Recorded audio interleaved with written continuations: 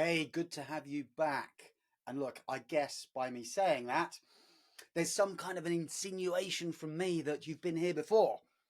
And as we're building this library of podcast episodes that are all linked to the 4D recruitment method, I appreciate that not everyone got involved at episode number 1. So if this is your first time here, there is an opportunity for you to be able to back comb through the catalogue and potentially access some of the previous episodes where there are plenty of ideas, hints and tips and thoughts and musings that all revolve around how to be able to build an offering in your recruitment business that stands out for being different as opposed to simply being better. And at its core, the 4D recruitment method is all about how you can start to position yourself as being different by behavior that then creates difference by the results that you generate for your clients that ultimately encourages them to come back again and again and become customers for life. Today's episode is all about what I feel is one of the missed selling opportunities and also one of the underdeveloped skills in the majority of recruitment businesses, which is the ability to interview. When you get good at interviewing, you become far more valuable to your clients because you're now extending what they're doing in their own interview process and bringing much of it in-house to your own process. And sticking my neck out, I would say that what you're also doing is you're doing something which demonstrates by behavior something that your clients will want to emulate. Because in my experience, both when I was a recruiter and subsequently as an L&D professional, corporate organizations of whatever size, small, medium, superpowers in their industries, their capability of interviewing is relatively low. And in fact, I would go further than that and say there are many managers out there today who are working in organizations that you guys would probably consider to be your customers who aren't very good at interviewing. And I know this to be the case because many of those organizations have reached out to me as an L&D professional to invite me to work with their managers to help them to get better at being able to interview the candidates that they're meeting so that they can make stronger assessments of capability and ensure that they're not making mistakes in their hiring process. Now, it's very flattering when large organizations choose to do that because like when a big company like 10,000 people reaches out and says, hey, we've not spoken before, however, we've got 1,000 managers who need to get better at interviewing because we're currently spending a lot of money with recruitment firms on people who don't work out. And because these people aren't working out, it's increasing workload for managers and it is delaying some of our engineering projects. So I hope you can see that for them to reach out to me stranger to stranger because of something that they found on my website is flattering. What I would also say is it's a little bit embarrassing because those organizations, they are dealing with providers of recruitment services. Yet many of those providers of recruitment services aren't providing what I would consider to be recruitment services. They're providing CV filtering and scraping services as opposed to recruitment services. So if you want to start to become different, and I hope you're getting the theme here that difference is so much better than better, because when you start to become different, you're no longer compared to the majority of others out there who on the face of it do the same thing. And this is one of the challenges in recruitment businesses, right? Prospects, clients, they all have this picture in their head as to what you do and therefore consider everybody who is a provider of recruitment services to be so similar at their core, they don't really invest any time in understanding what do you do. They spend more time talking about things like terms, conditions, rules of engagement, because the underwritten assumption is underneath the bonnet, guys, you're all pretty much the same. Logos to one side. Actually, what you do going from A to Z, pick up some work, fill the work. In their head, you're all doing the same thing. So I would consider the skill, the competence of being able to interview a superpower for recruitment businesses. Like, just picture for a moment that moment when a prospect says to you, whoa, hang on a minute. We already deal with quite a few agencies. Why should we work with you? Like, what makes you different? And you hear their own words. What makes you different? Not what makes you better. What makes you different? Why should we work with you? And that's where some people hesitate, because they've not really considered differentiation.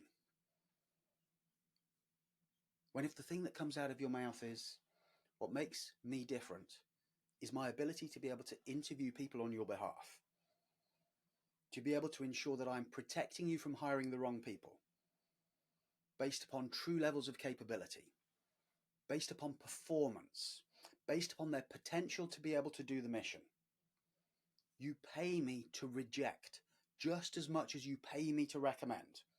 And it is the quality of my interviewing skills which will help you to increase the longevity of the hires that you make, because the candidates I place with you will be more sticky. Right? So get that. Like, just muse on that for a moment. Think about how you turn that into your words. And I pause and I go quiet, right? Because when I become that prospect, I don't think they've heard that many times before. In fact, being a little bolder, I don't think they've ever heard that. I don't think there are many recruitment businesses out there that would consider their unique selling point to be the quality of their interviewing skills. In fact, still today, there are plenty of recruitment businesses out there who feel that their job is to simply find. We find, we share, you decide. And that's what leads to clients making mistakes. That's what starts to make clients become a little bit more insistent about negotiating longer rebate periods.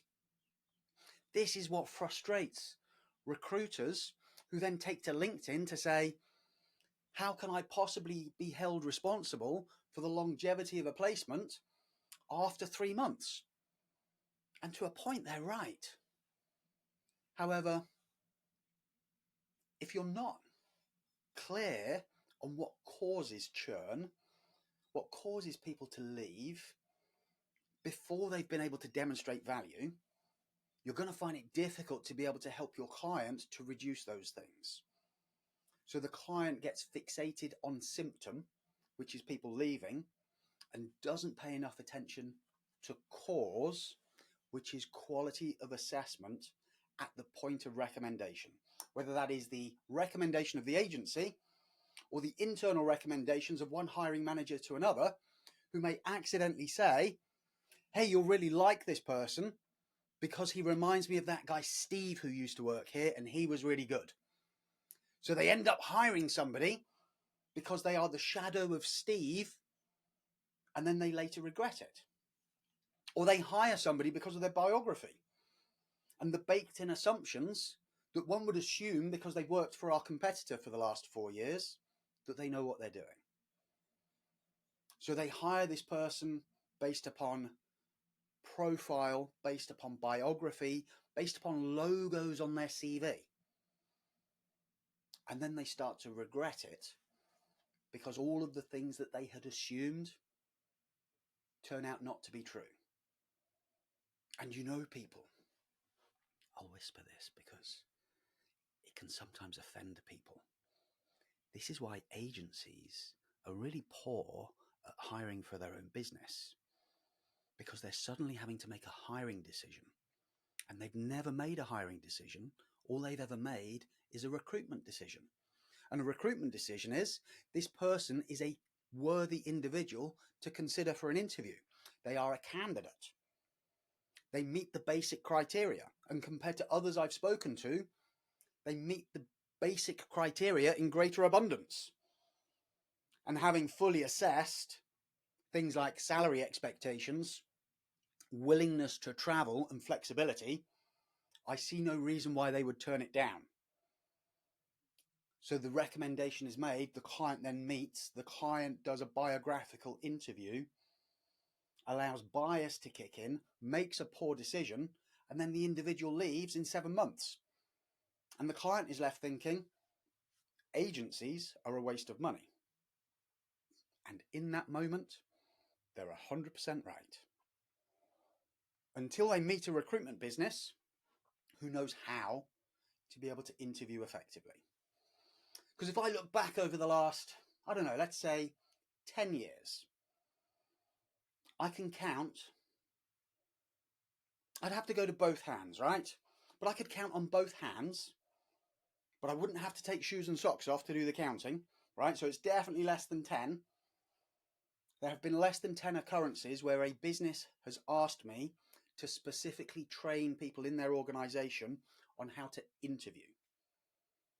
That number increases significantly when we start to look at the ability to control a candidate. We need more candidate control, right? There's this perception that control is where the money is and interviewing is a fluffy thing. And there are plenty of specialist recruitment businesses out there who invest more time in what they call qualification, at best screening, and very little attention is paid to interviewing. And I know this because the work that I do with consultants that revolves around helping them to become more efficient and more productive, we often look at the quality of their onboarding of candidates, the quality of their interviewing, and there are significant gaps. So they end up qualifying a candidate based upon a job description where the job description says minimum 3 years experience of insert X. And they then talk to a candidate and say, how many years experience do you have of insert X? Great. And where did you do that? So they apportion the experience to periods of time in their CV, qualify that the candidate meets the minimum criteria of 3 years, get a bit giddy if it's like 4 or 5, because now it feels in greater abundance.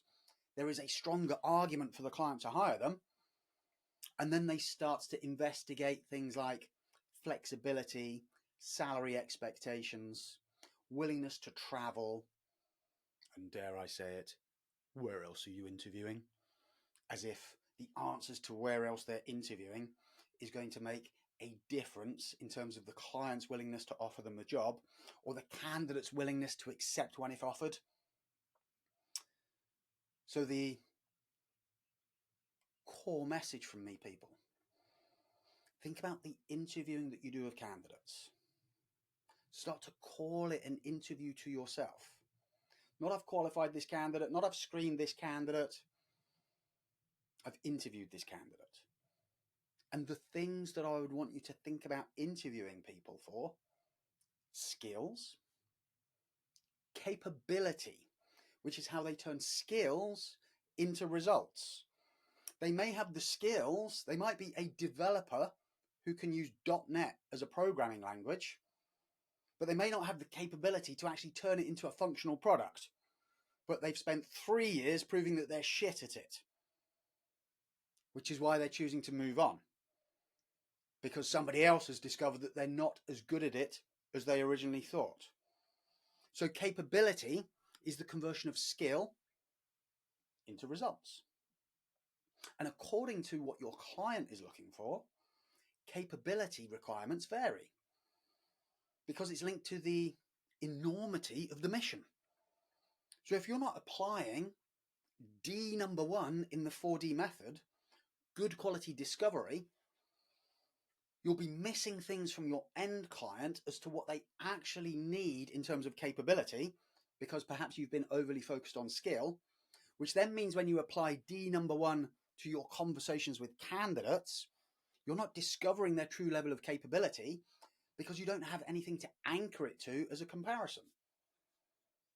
So when you fully understand the mission that the client has and the level of capability that's required, qualification of candidates, screening of candidates is no longer fit for purpose, because the client knows they've given you the mission, and therefore the client is expecting to meet people who can do the mission.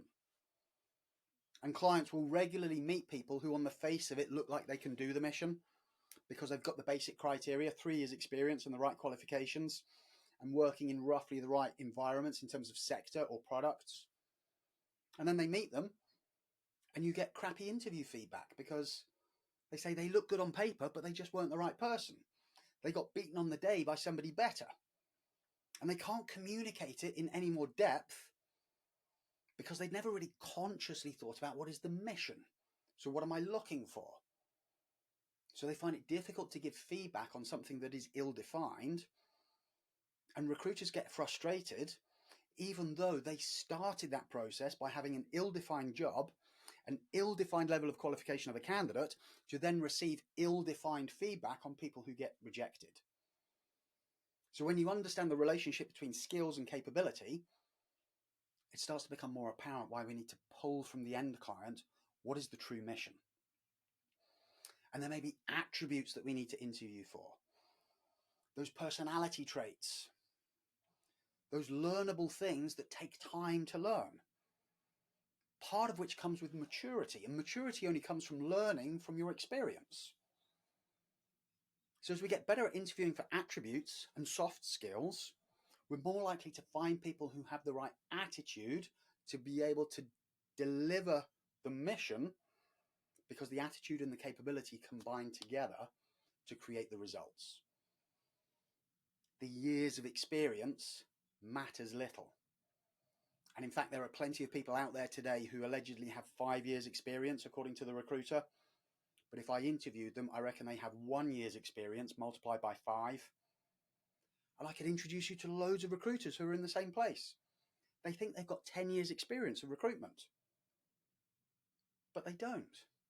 They have 5 lots of 2 years because they are doing nothing different to any better level of capability than they were in their second year. They're just replicating the same thing over and over again and mistaking tenure for experience. So when we get good at interviewing people, and we can interview for skills, we can interview for capability, we can interview for attributes, we should then be able to interview for motivation. What gets this person out of bed in the morning? Why do they choose to do what they do? And when you match the right motives with the right journey that's available in the end organization, contract or permanent, it becomes stickier. And then when we assess motivation to accept, and we dig past all of the fluff and all of the flannel that is the insipid answers to questions like, why do you want to leave? And they say, because I'm looking for a new challenge. And the recruiter writes down new challenge and gets all excited because that's a really positive thing to sell to the client. Yet who really has been in the same company for 4 years and then got up and decided, do you know what I need? I need a new challenge. Went to work, realizing that suddenly they need a new challenge, and then boom, in their inbox on LinkedIn, there's a new challenge. And it's paying a bit more. And it's in a different organization where I'm less known. And although I have 4 years tenure here, I feel that that new challenge is exactly what I'm looking for, so I'm going to respond. I don't think it really works like that, people. But I think too many people take that lip service approach. I asked the question why they want to leave. They gave me an answer. I felt that it had some validity, so I moved on. And if we understand their motives, we understand their drivers, we're matching the right people to the right timelines, we're helping to create stickiness, we're ensuring that they can do the mission, we're ensuring that they've got the right attitude so that they start to stand out in the team that already exists, and we get better at assessing the threats, the potential roadblocks, the deal breakers, and we assess them early so that we can deal with them properly. All that's left is for us to assess potential. What potential does this person have? Who do they desire to become in a couple of years? What is the opportunity that really exists in this business to help them to be able to become that? And again, let's make sure that we unpack that properly so that we are finding true potential rather than the words they think we want to hear. And then we've got 6 things that we're interviewing for, people. 6 things that don't appear in the typical training in a recruitment business on how to qualify a candidate. And therefore, part qualified candidates get put forward to part qualified jobs, and therefore part qualified processes get managed, which ultimately creates a degradation which delivers to the typical recruitment business a 25 to 30% fill rate. And that business appears to be happy enough with it, but quietly they wish that they could find more clients, better behaved clients, clients who appreciate what they do, without looking at the core to think about what actually do we need to improve so that we can start to create a different experience for our customers, because we're starting to behave differently in our approach to our job, and we're starting to see the true essence of where value is created. So folks, you may feel as though you're already on that interviewing horse and you are galloping down the track on a journey to getting better at that skill so that you become different with your clients. But I think there'll be a few of you who are listening to this thinking, maybe I need to take a step back, reconsider the difference between an interview and qualifying a candidate, and from that start to look at how do I reposition with myself what I'm doing so I can start to turn it into a value proposition so that I become different in the way that I communicate my value with the prospects who perhaps in the past have been ignoring me. Because when I can start to show them these are the symptoms that you're likely to experience of poor interview process, of poor interview qualification, of poor investigative questions to truly identify the skills, the capability, the attributes, the motivation, the threats to hiring, and the potential of a candidate. And if these are the symptoms that you recognize, then at root cause, this is the problem, and that's why you should work with me. So as we build out this portfolio of differentiation in the 4D recruitment method, it'll become easier and easier for you to be able to win the business that you want at the terms that you desire, and to have happy customers who keep coming back for more. And the proof of the pudding, those customers will become one of your stronger business development channels, because your customers will start to help you to find your next customer, because they can't help but talk to other people about the experience that you've created.